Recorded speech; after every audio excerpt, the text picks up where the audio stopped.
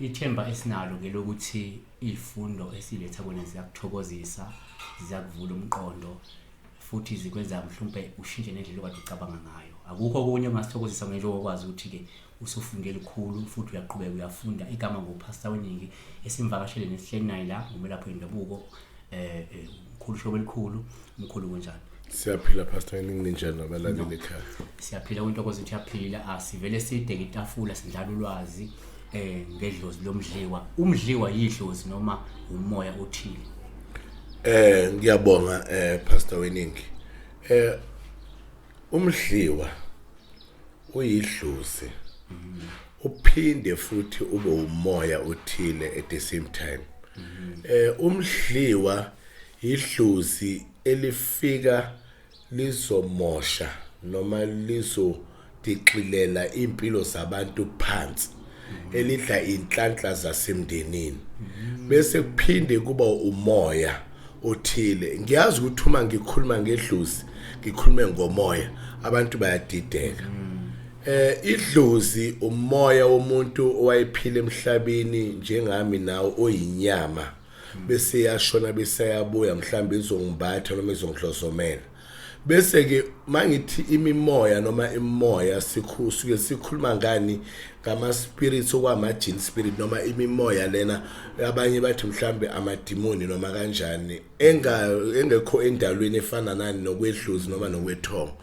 Iphinde futhi ibe imimoya noma ibe umoya ofika endaweni uzowenzani, uzomosha noma uzokwazi ukuthi udiqilele impilo zabantu phansi. Umdliwa ngoba into edliwayo uyangizwa into esuke isingempela isithatha konke, uyangithola okukhona lapha kwena. So lifika njani umuntu idlozi lomdliwa? Umoya wona womdliwa ufika njani umuntu? Why ugcina idlozi limlandela umuntu noma lo moya usumlandela umuntu? Ake ngiqale lapha ngithi kukhona idlozi elumdliwa elangena ngejazi lapha ekhaya. Mhlambe lo muntu lona umaseko ushade nentombi yamantombela, eshoneke lo maseko, intombi kaNtombela ke isala emzini wakwamaseko lapha ishadelwe noma lapha iganelwe khona. Bese ithi masehleli lapha kwamaseko ithandane nomuntu wakwaSibiya.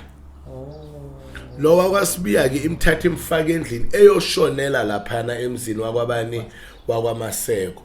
Bese ke lo mama sovela usume manje eminyango womsamo wa kulesibongo ofike washonela khona. Yonke into esithi siyayiphahla kulela khaya ayilungi, idliwa ile ndoda yebhanchi eyangena la. Umdliwa ke loyo ofike ngani ngokuthi uzongenelela emsamo ngewona walapha ekhaya. Mama kwathi makushona indoda yakhe wasethatha ubani wazomhlasa la khaya, bangaphumi ukuyozakhela umzwawo. Lona agcine seshonela la khaya manje. Yebo. Shonela la usevuka njengomdliwa ke lapha ekhaya ngoba yonke into esithi sibeke ithebe emsamo uyena kokuqala ukudla lezo ithebe. Sigcina singasafinyeleli kulaba esibheke ukuthi zifinyelele kubona. Bese ke kuba lo mdliwa wokuhamba uyolanda into yenhlanhla endaweni ethile engeyona inhlanhla yendalo noma kuyinhlanhla lapha ekhaya, kuba inhlanhla okukhandwa. Bese ubuya nayo ke lento isithwalo loyo manje. Sekulo moya ke usubuyise ekhaya, usufaka kuphi emsamo wasekhaya.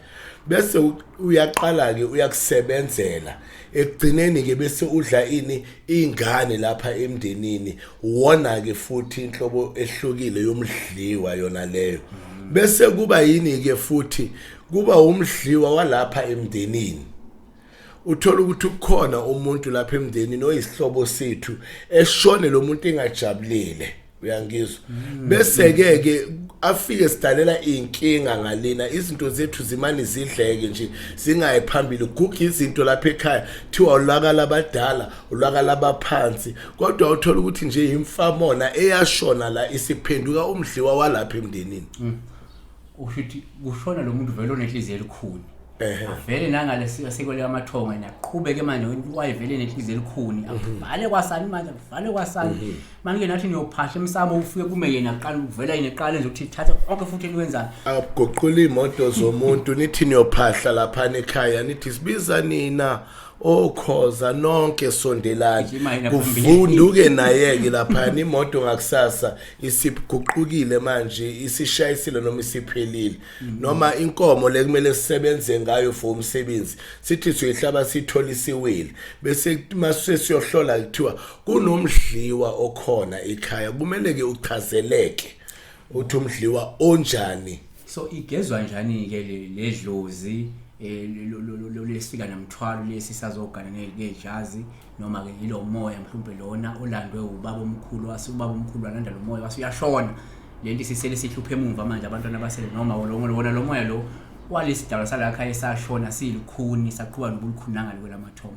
igezwa njani moya ihlanjulwa njani moya kule inhlobo ezintathu engikhulume ngazo zomdliwa sisodwa nje ekumele silungiselwe umdliwa wodwa nje umele ulungiselwe wokuhlambululwa ulo okuwumdliwa womuntu walapha ekhaya ngoba uyena umuntu ekuzama ukuthi kulungiselwe yena le imibili kumele ixoshwe noma ithwetshulwe ikhiphe phakathi kwekhaya ngoba lo mnomzana impumbulu ongene lapha esibongweni sakwaMaseko akuyena walapha emndenini asikwazi nangelanga lodwa sithi simlungisela ngamapha amagama bese kuba ilento eyafika lapha ekhaya izoncedisa la bese igcina isidla umndeni kumele leyo nto leyo ikhishwe ngoba isizinze kakhulu phela lento kuphi emsamo wasekhaya yoshaya bonke abantu lapha ekhaya lo ozosala abe nenhlanhla iyojumpa yena ngoba mhlamba anamandla bese ishaya yakhe ingane ngoba generational curse lento esilethela yomdliwa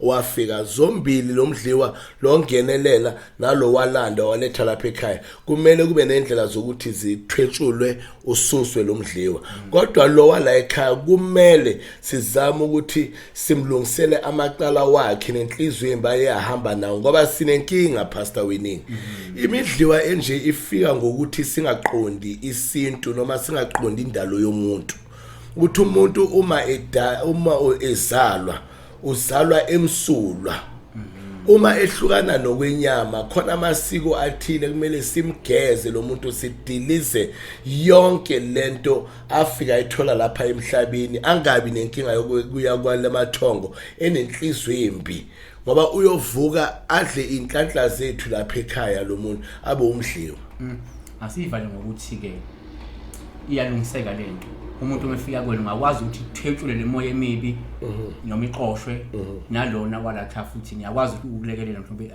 ulungiswe yebo siyakwazi ukwenza lokho kahle uShobel'khulu ispeciality sami kakhulu ngispiritualist into zika moya izinto engijule kakhulu kuzona efana nazo ke imdliwa kanjena ipoki kanjena ke ekhona amadlozi athile izinto ezithile ethintana namabhushi konke lokho kuthintana nemimoya kakhulu izona izinto lapha ekhaya esijule kuzo kakhulu ukuvuswa kwenhlanhla yonke lento ethintana nemimoya kakhulukazi ngispecialize kusona yebo ngempela siyakwazi ukuthi umuntu onjalo angancedakala kodwa ke kumele kuqalwe lapha ekuhlolweni siyabonga uzwile ukuthi ke manje uthi ke nawe ekhaya yabona ukuthi izinto ayihlangani kahle nawe uyezwa ukuthi idlozi lomdliwa acaciswa kahle umuntu ongeza kuyena akwazi ukucacisa ukuthi hayi leli idlozi lomdliwa lakhaya noma hayi lo umoya manje oza nje ngenxa ukuthi ugogo mhlawumbe wajola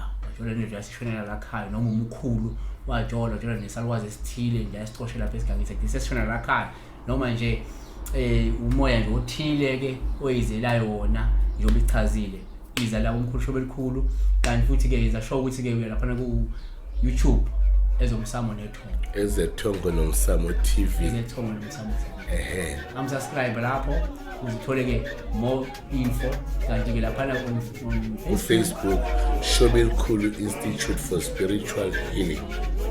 Siyabonga.